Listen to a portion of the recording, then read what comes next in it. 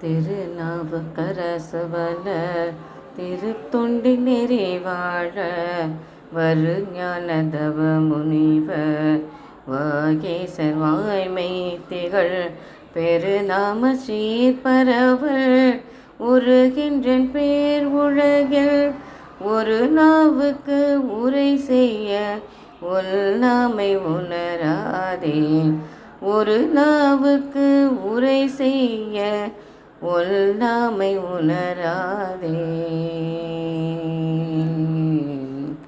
திருச்சிற்றம்பலம். அனைவருக்கும் வணக்கம். உங்கள் அன்பு சகோதரி சொல்லித்தான் பேசுகிறேன். இந்த பாடல் பாடும்போதே உங்களுக்கு தெரிஞ்சிருக்கும். ஆமாங்க, ஏன்னா அப்பர் குரு விஜய் நிறைய இடத்துல நடந்தது இல்லைங்களா, ரொம்ப சிறப்பாக அந்த நிகழ்வோட நிழல் பதிவும் மற்றும் வேறு நிகழ்வுகளும் நாம் பார்க்கவிருக்கிறோம். இதில் நம்ம முதலாவதாக பார்க்க இருப்பது திருமயிலையில் நடைபெற்ற அப்பர் பெருமானோட அந்த புஷ்ப பல்லாக்கு எவ்வளோ அருமையாக இருக்குது பாருங்கள். அந்த நிகழ்வை பார்க்கவிருக்கிறோம். அடுத்தது திருவாரூர் கங்கலாஞ்சேரி அப்படிங்கிற ஊருக்கு பக்கத்தில் இருக்க நாகக்குடிங்கிற கிராமத்தில் சிவபெருமானுக்கு பாலாபிஷேகம் பண்ணால் அது பார்த்திங்கன்னா நீல நிறமாக அற்புதமாக மாறுகிறது. எனவே நாகக்குடி அந்த கோவில் எம்பெருமான். அதுக்கப்புறம் நம்ம பார்க்கவிருப்பது கும்பகோணம் பேட்டை நாணயக்கார தெருவில் 63 மன்றத்தில் ரொம்ப அற்புதமாக அப்பர் குருபூஜை நடைபெற்றது. இதில் மிகச்சிறப்பாக கலந்து கொண்டு நிறைய அடியார்கள் கலந்து கொண்டு இந்த நிகழ்வை சிறப்பித்தார்கள். இதில் ரொம்ப அற்புதமாக திருவடிக்குடில் சுவாமிகளுடைய அருளுரையும் மற்றும் திருவானைக்காவல் சாந்தகுமாரி அம்மாவுடைய அப்பர் வரலாறு ரொம்ப அற்புதமாக ஒரு சொற்பொழிவு நடைபெற்றது. அந்த நிகழ்வோட ஒரு சிறு நிழல் பதிவு மட்டும் நாம் இந்த பதிவில் பார்க்கவிருக்கிறோம். அதுக்கப்புறம் அங்கே அன்னம்பாலிப்பு அடியார்களுக்கு செய்த அந்த அற்புதமான நிகழ்வும் பார்க்கவிருக்கிறோம். அதைத் தொடர்ந்து நாம் பார்க்கவிருப்பது திருவண்ணாமலையில் 63 வழிபாடு நடைபெற்றதுங்க. அந்த வழிபாட்டோட நிழல் பதிவு பார்க்கவிருக்கிறோம். மற்றும் ஒரு தலத்து இறைவனுடைய அபிடேகம், அலங்காரம், தீபாராதனை, இது மாதிரி கிட்டத்தட்ட ஒரு 4-5 தலங்களுக்கு மேல் நடைபெற்ற எம்பெருமானுடைய அபிடேகம், அலங்காரம், தீபாராதனை மற்றும் அப்பர் பெருமானுடைய அபிடேகம், அலங்காரம், அப்புறம் பல்லக்கு, புஷ்ப பல்லக்கு, அப்புறம் உற்சவம், இது ஒடுக்கத்தூர் மடத்தில் நடைபெற்ற அப்பர் பெருமானுடைய நிகழ்வு.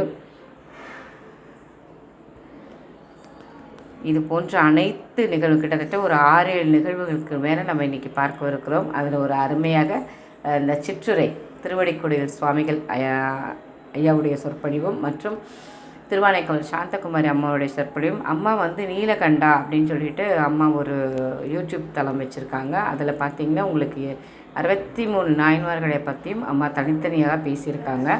அதுபோக பெரிய புராணத்தில் ஒவ்வொரு பாடலுக்கும் அம்மா கூறி விளக்கம் அளித்திருக்காங்க. நீங்கள் இன்னும் பெரிய புராணத்தை பற்றியும் நாயன்மார்களை பற்றியும் தெரிந்து கொள்ள வேண்டும் அப்படின்னிங்கன்னா அம்மாவுடைய நீலகண்டா அப்படிங்கிற யூடியூப் சேனலில் பாருங்கள், சப்ஸ்கிரைப் பண்ணுங்கள்.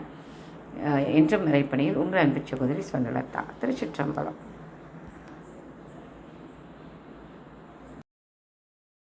பற்றி நின்ற பாவங்கள் பாற்ற வேண்டும், பரகதிக்கு செல்வதொரு பரிசு வேண்டில், சுற்றி நின்ற சூழ்வினைகள் வீழ்க்க வேண்டில், சொல்லுகேன் கேள் நெஞ்சே துஞ்சா வண்ணம், உற்றவரும் உறுதுணையும் நீயே என்றும், உனையல்லால் ஒரு தெய்வம் உள்கேன் என்றும், பொற்றரவ கச்சார்ந்த புனிதா என்றும், பொழிலாரூரா என்றே போற்றானில்லே, பொழிலாரூரா என்றே போற்றானில்லே.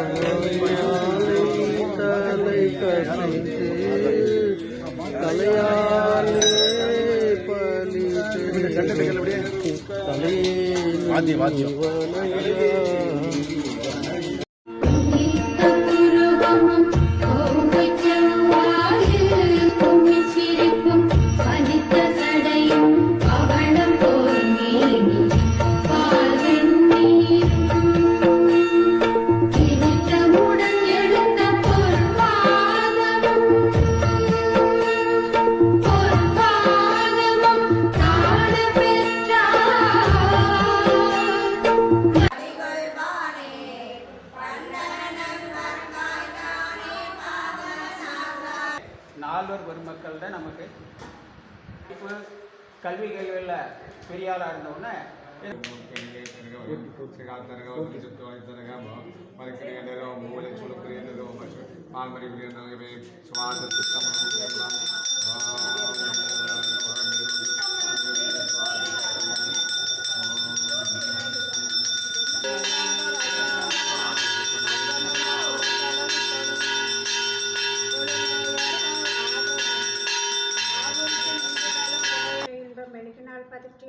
துளக்கில் நன்மலர் தொடுத்தால் தூய விண்ணேறலாகும்.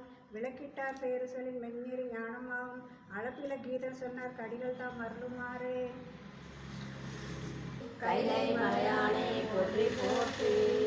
பாருங்க தேவாரம் பாருங்க. அருளி செய்த திருப்பதிக பாடல்கள். சிந்திப்பர் என சிந்திப்பவர்க்கு சிறந்து சென்றேன். முந்திப்படிவன முக்தி கொடுப்பன மொய்திரண்டு. பந்தித்து நின்ற பலவினை தீர்ப்பன பாம்பு சுற்றி. அந்திப்பிறை அணிந்தாடும் ஐயாரன் தன் அடித்தளமே. உடையாள் நடுவில் நீ இருத்தி அடியே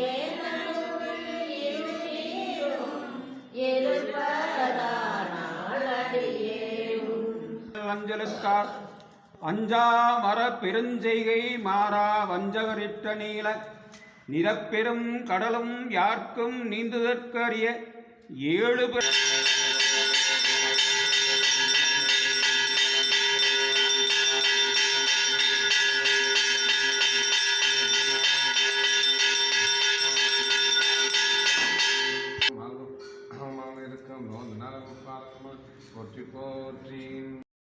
ஒரு மருந்தாகி உள்ளாய் உம்பரோடுலகுக்கெல்லாம் பெருமருந்தாகி நின்றாய் ஏரமுதின் சூவையாய் மருந்தாகி உள்ளாய் ஆளுவல் வினைகள் தீர்க்கும் மருந்தாலவாயில்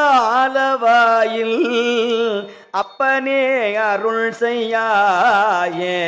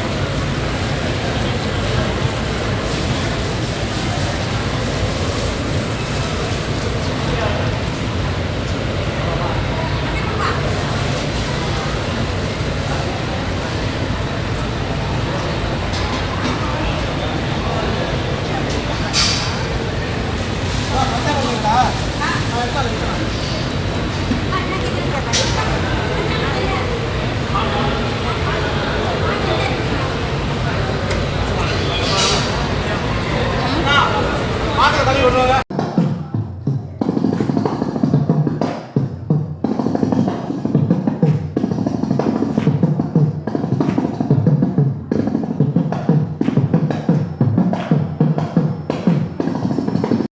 பாட்டுக்கு பாட்டை கேட்டுட்டே இருக்கிறாரு. அதை அழகா சொல்லுவார், பயன் துய்ப்பான் அப்படின்னு சொல்லிட்டு ஒரு வார்த்தையில வச்சிருக்காங்க திலகவதியார்னு. அதுக்கப்புறம் திலகவதியார் பிறகு சில ஆண்டுகள், இப்பதான் சொன்னோம் ஒரு பிள்ளைக்கு இன்னொரு பிள்ளைக்கு நடுவுல இடைவெளி. இப்ப எங்க இடைவெளியே இல்லை, ஒரே பிள்ளை தானே, அப்புறம் இடைவெளிக்கு வேலை இல்லை. ஆனா அப்ப சொல்லிட்டு இருந்தாங்க நம்ம காலத்துல. அப்பவே வந்து என்ன பண்றாங்க, திலகவதியார் பிறந்து சில ஆண்டுகள் கழித்து மருள் நீக்கியார். பேர் பாருங்க, மருள் நீக்கியார்.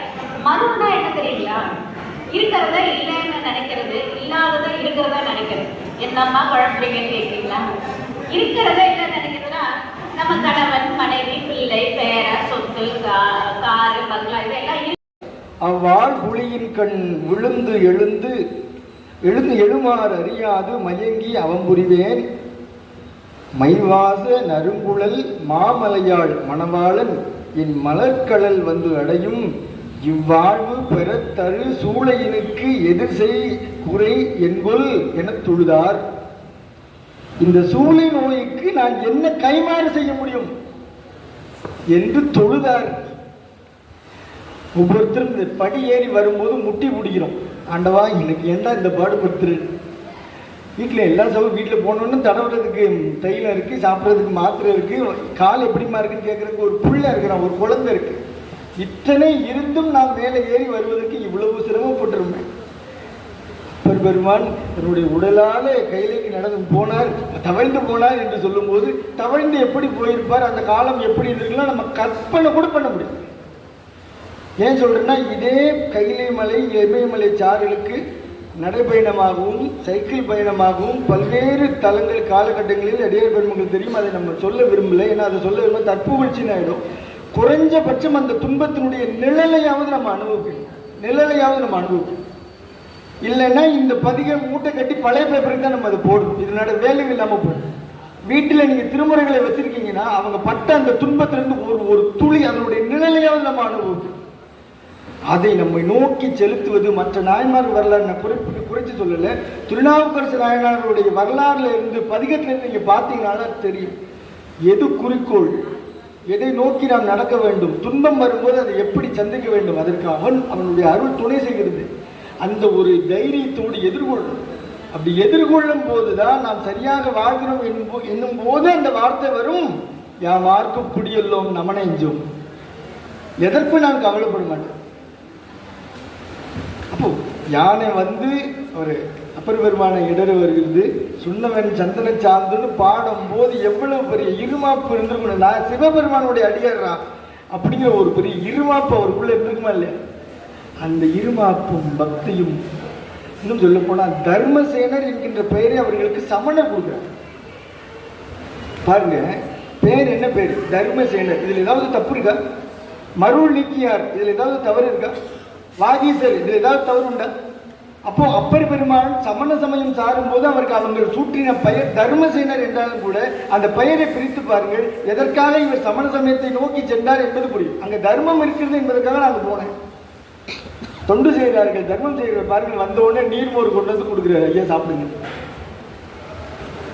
வெயிலுடைய அருமை பார்த்தீங்களா? அது திங்களூரில் அப்போதையடிகள் தண்ணீர் பந்தல் வச்சார் அப்படின்னா அதனுடைய அருமை. அடியார் பெருமக்கள் வருவாங்க, பாதசாரிகள் வருவாங்க, அவங்களுக்கு இதை வழங்கணும். இப்போ இந்த உணர்வுகள் தர்மம் செய்யக்கூடிய ஒரு தொண்டு செய்யக்கூடிய இந்த பாங்கு சமணத்தில் இருக்கிறது நான் பார்த்தேன். அதனால சமணத்தை நோக்கி சென்றேன். அங்கே அவருக்கு கொடுக்கப்பட்ட பெயர் தர்மசேனர். தவறு இல்லை இந்த பேரில். ஆக அப்படி போனார். ஆனால் அவர்கள் தவம் செய்யவில்லை, அவமே செய்தார்கள்.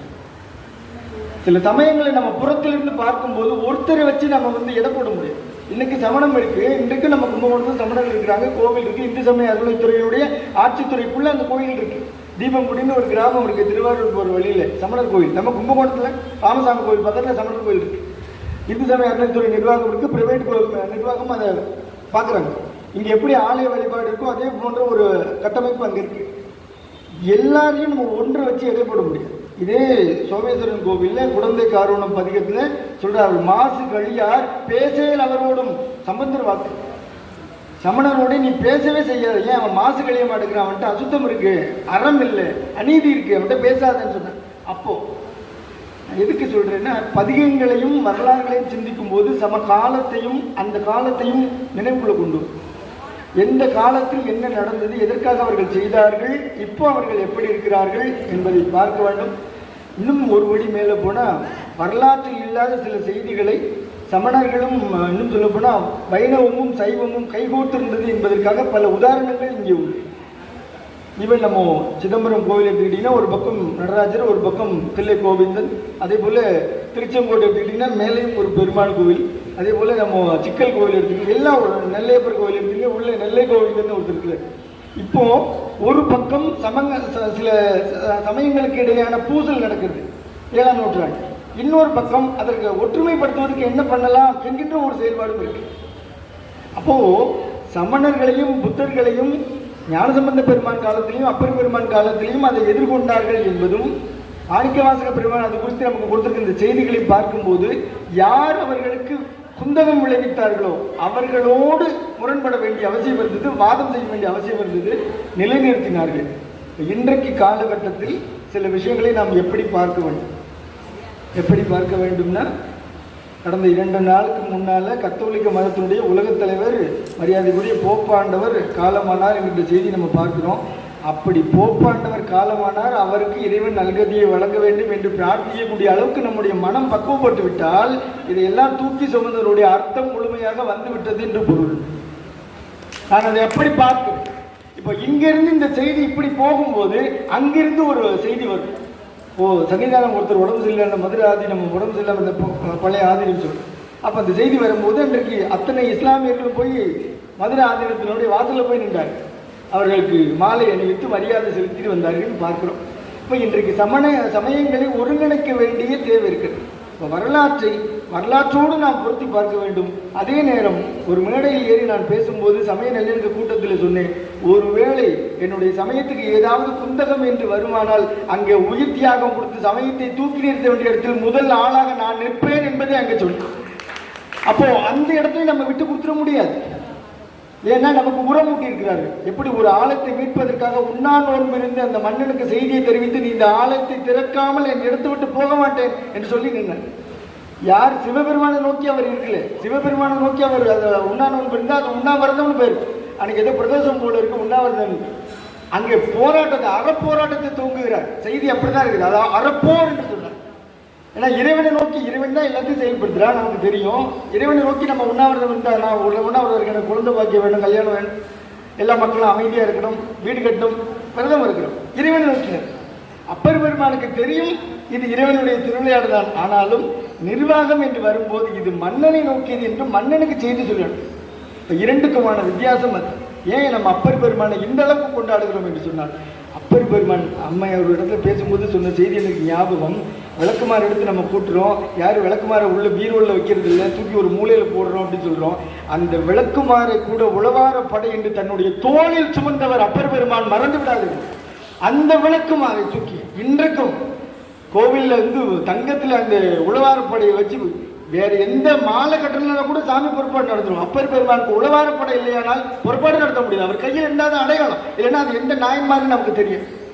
அப்படிப்பட்ட பதிவு அங்கே இருக்கு. இன்னும் சொல்ல போனால் பல குக்கிராமங்களுக்கு சிவாலயத்தினுடைய சுவாமி புறப்பாடு நடக்கிறது என்று சொன்னால் 10 நாள் திருவிழாவின் முதல் நாள் விழாவில் சாமி புறப்பாட்டுக்கு முன் அசுரதேவர் வருவதற்கு முன்னால் ஒரு சுவாமி பல்லக்கில் புறப்பாடு வருகிறார். அந்த கிராமத்தை போய் அது என்னையா சாமின்னு கேட்கும்போது குப்பை பொறுக்கி சாமி போகுதுங்க என்றார்.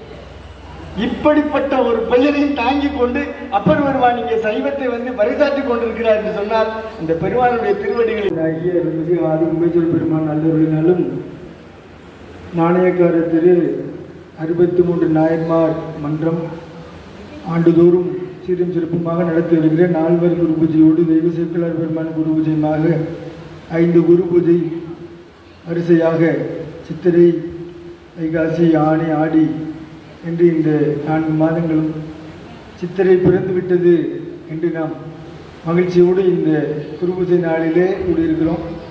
தொடர்ச்சியாக இந்த 5 குரு பூஜை நன்னாளையும் தரிசிப்பதற்கும் எல்லா வகையிலும் அதற்கான முன்னேற்பாடுகளை செய்து அடியார் பெருமக்களை உபசரிப்பதற்கும் மன்றத்தினரும் அடியார் பெருமக்களும் தயாராக இருக்கிறார்கள் என்பதை இந்த நிகழ்வை பார்க்கும்போதே தெரிகிறது. இலையை போட்டவுடன் எப்படி பரிமாறுவதற்கு தயாராக இருக்கிறார்கள் என்று பார்க்கிறோம். அதுபோல இந்த இடத்திலே மைக்கை எடுத்து தென்னாடுடைய சிவனையின எல்லாருடைய கால்களும் விருந்தை உண்பதற்கு தயாராக இருக்கிறது என்பதாக இந்த மன்றத்தை எழுப்பார். அந்த அளவுக்கு உணர்வு பூர்வமாக அம்மையார் ஒரு எக்ஸ்பிரஸ் கிளம்பினால் எப்படி நான்ஸ்டாப் போயிட்டு இருக்குமோ அதுபோல் ஒவ்வொரு வரலாறையும் எதையும் விட்டுறவும் கூடாது.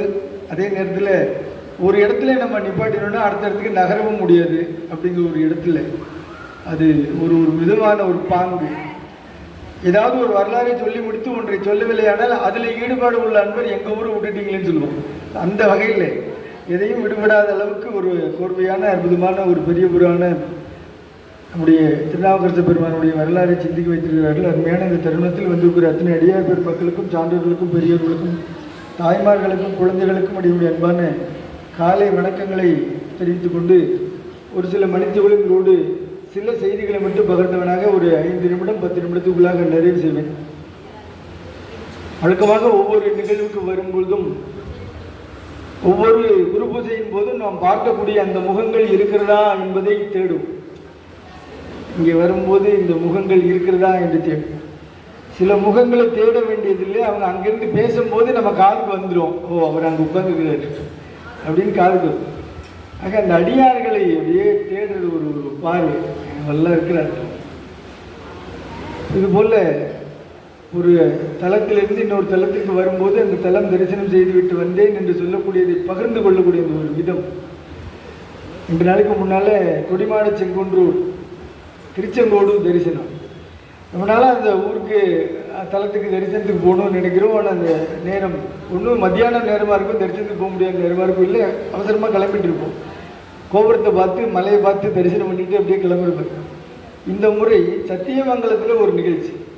சத்தியமங்கலத்தில் தங்கலாம் அப்படின்னு ஏற்பாடு பண்ணியிருக்கும் போது ஏன் ஈரோடு போய் சத்தியமங்கலத்தை போய் தங்குவானே, அது வேண்டாம். திருச்சிராப்பள்ளியிலேருந்து இந்த வழியாக நாமக்கல் வழியாக போனாக்க திருச்செங்கோட்டில் தங்கிட்டு சத்தியமங்கலம் நிகழ்ச்சி அட்டன் பண்ணிட்டு வந்துடலாம் அப்படின்னு ஒரு பிளான் பண்ணோம். இறைவன் திருவருள் சரியாக அன்றைக்கு இரவு அங்கே தங்குவதற்கும் மறுநாள் காலை சரியாக 6 மணிக்கு அங்கே தரிசனத்திற்கும் வாய்ப்பு. அம்மா சொன்னது போல் நமக்கு தரிசனத்திற்கு எவ்வளவோ சுருக்கமாக, இன்னும் சொல்லப்போனால் எந்த அளவுக்கு வயதானவர் கூட மலையேறதுக்கு சிரமப்படுவாங்கன்னு சொல்லி சாலையெல்லாம் போட்டு இலகுபடுத்தி கொடுத்துருக்குறோம். இப்போ அந்த மலையை உடைக்கும் போது இந்த ஊர் மக்கள் நினச்சிருப்பாங்க, இந்த மலையை போட்டு உடைக்கிறாங்களே, புனிதமான மலையாச்சு, இதை உடைக்கிறாங்களே அப்படின்னு நினச்சிருப்பாங்க ஒரு பக்கம். இன்றைக்கு நடைமுறையில் வயதான அன்பர்கள் இந்த மலையை நான் தரிசனம் பண்ணுவேன்னு நினச்சேன், சாலை வழியாக ரோடு போட்டாங்க, என்னை கொண்டு வந்து மேலே பண்ணி விட்டா தரிசனம் பண்ணேன்னு. அப்போ ஒன்றுக்குள் இன்னொன்றாக ஒரு செய்தி பொதிந்தே கிடக்கிறது. நம்ம சொன்ன மாதிரி ஒரு பொருளை உடைச்சிருவோமே அப்படின்னு பார்த்தோன்னா அது உடைக்கப்பட்டதுனால் வரக்கூடிய நன்மை நம் அறியாமல் போயிடும். பாண்டியன் அவையில் 2 சிலம்பு, ஒரு சிலம்பு கையில் இருக்குது, அந்த ஒரு சிலம்பு உடைக்கப்பட்டது.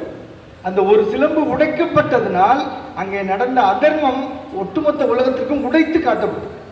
அப்போ ஒரு சில இடங்களில் சிலதை சிதைத்தால்தான் ஒன்று பிறக்கும் என்பதாக நாம் பார்க்க வேண்டும். எதுக்கு இவ்வளவு தூரம் சுற்றி இங்கே வரேன்னா, இந்த பங்கஜம் அப்படின்னு கேள்விப்பட்டிருப்போம். பங்கஜம் அந்த பேரில் இங்கே யாராவது தாய்மார்கள் இருக்கீங்களா? பங்கஜம் இல்லை இல்லை. இப்படிதான் ஒரு ஊருக்கு போயிருந்தோம். பேர்லாம் என்னென்னா சினிமா நடிக்கிறதுக்கு பேராக சொல்கிறாங்க. அனுஷ்கா பேர் இப்படி சொல்கிறேன். சினிமாவில் ஒரு அன்பர் சொல்கிறார் பள்ளிக்கூடத்தில் எல்லாம் இந்த மாதிரி தான் பேர் வைக்கிறாங்க.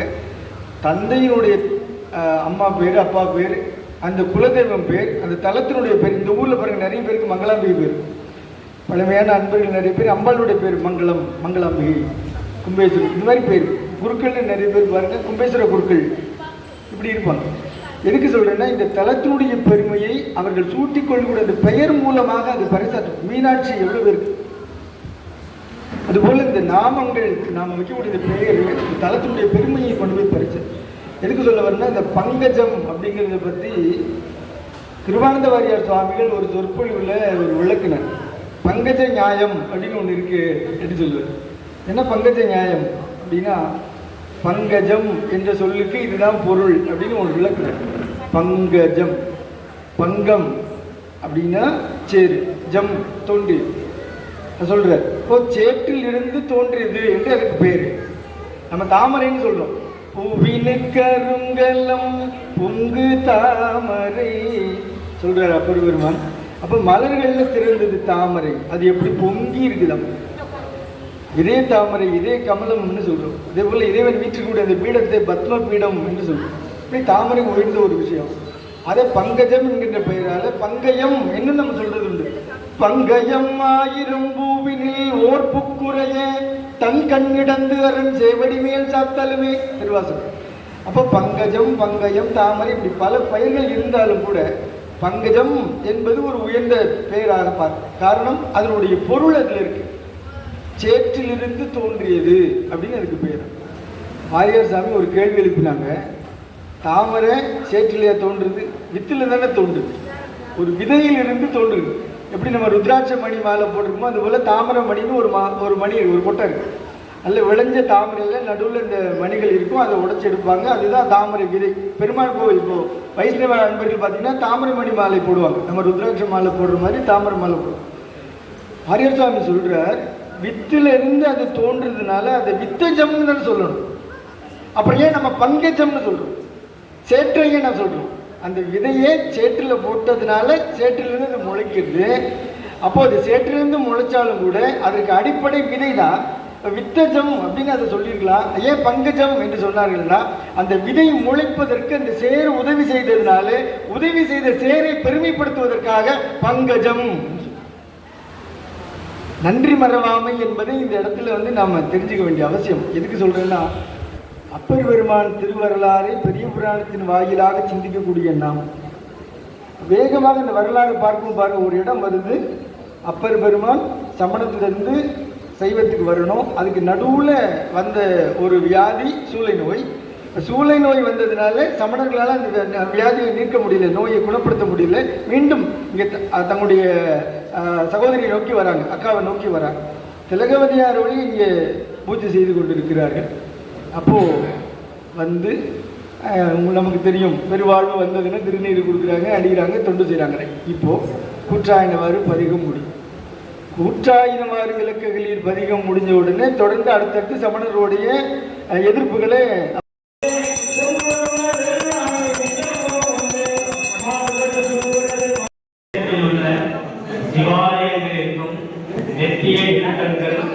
எல்லாம் சிறப்பாக நடத்துவரும் பொருட்டு அனுகிரகம் பண்ணுக. மாதம் மும்மாதி தவறாமல் பெய்து தானியாதி சகல வளங்களும் செழித்தோங்கும் பொருட்டு அனுகிரகம் பண்ணுக. அரச நீதி கோடாது செங்கோல் நாடாத்தி அரசியாக்கும் பொருட்டு அனுகிரகம் பண்ணுக. விபூதி சுப்ராச்சாரணம் ஸ்ரீ பஞ்சாட்சர சபம் வேத சிவகாம படனம் தேவார திருவாசக பாராயணம்